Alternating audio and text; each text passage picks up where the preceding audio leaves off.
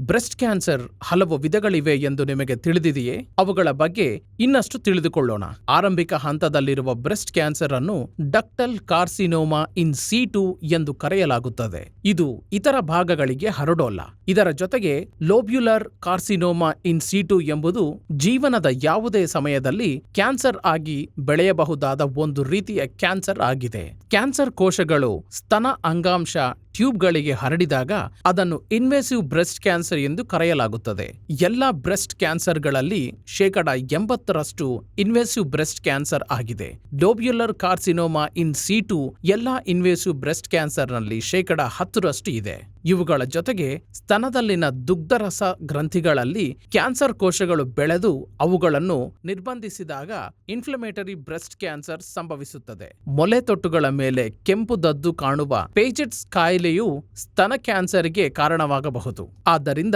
Breast cancer ಬಗ್ಗೆ ಭಯವಲ್ಲ, breast cancer ಬಗ್ಗೆ ಜಾಗೃತಿ ಮೂಡಿಸಿ.